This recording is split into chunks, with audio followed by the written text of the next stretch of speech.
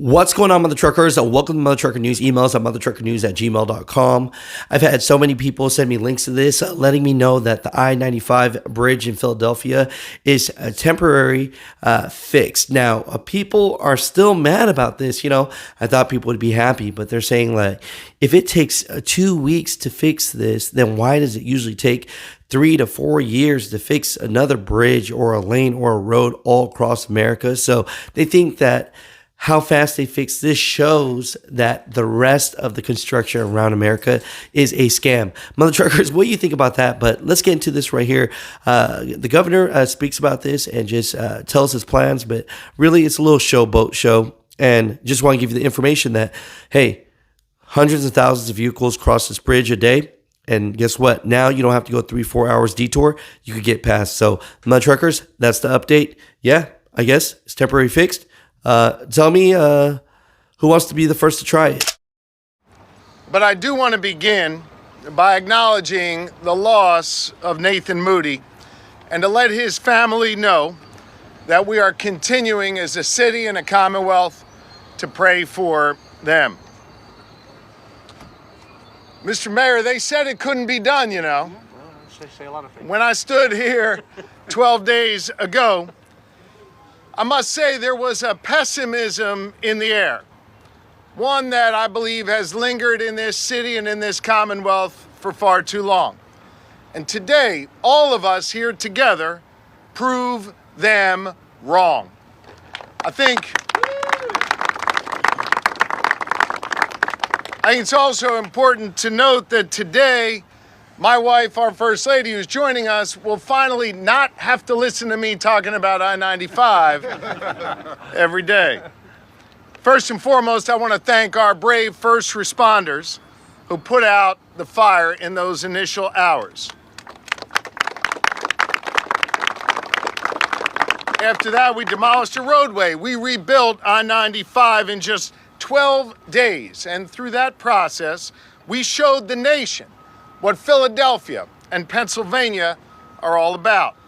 And so I'm proud to be here this morning together with my colleagues to announce that this stretch of I-95 will reopen at noon. And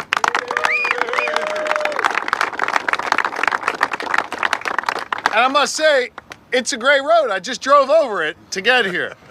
And it's a big deal that we're reopening it. And there's a lot of people who came together to make this happen.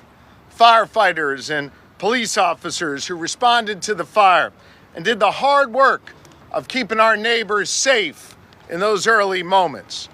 I want to thank Abenizio, the contractor who demolished the damaged roadway in just 4 days. I want to thank Buckley, the great Buckley, the contractor. Where is it? Get up here, my man. He's got a jersey to prove it. Here, I got a jersey to prove it. This guy, look at that, right there. This guy, they rebuilt this road in just 8 days. And let me thank Aero Aggregates, the Delco company that supplied the fill material that road is built on. And they supplied a bit of Delco ingenuity as well. The more than 200 members of the Philadelphia building trades that did this work.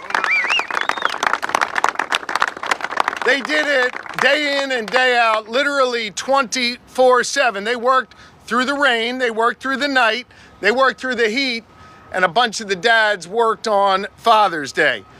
And when Pennsylvania needed them, they were there for us. They showed up and they delivered.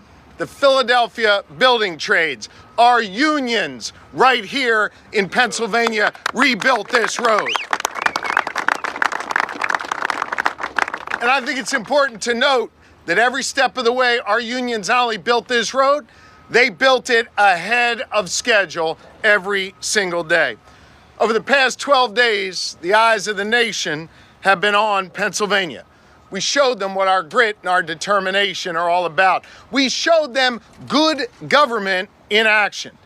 And this is what we can do when all levels of government come together to get the job done. I want to thank President Biden. We would not have been able to move this quickly without his administration's assistance and without his personal attention to this. He was on the phone with me multiple times. He flew over this site. The president has been fully engaged, and we thank him. I also want to thank Secretary Pete Buttigieg of the Department of Transportation, Administrator Batt, who joins us, and my buddy Mayor Mitch Landrieu, who leads infrastructure work for the President of the United States. Their collaboration, their resources from the first moments of this challenge were absolutely imperative. And of course, let me thank Mayor Jim Kenney.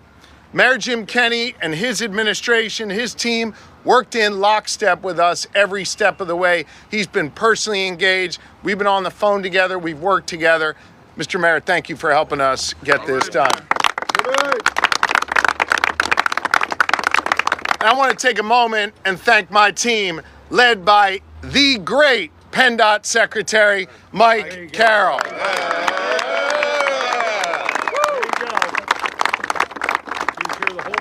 When the Secretary and I got that call 6, 7 o'clock that morning, the Secretary arrived on the scene 12 days ago, early in the morning, and I want you to know, he has literally not left. The man's been working out of a truck, making sure that this project got done. Secretary Carroll, you're an awesome leader. I'm proud to be your colleague.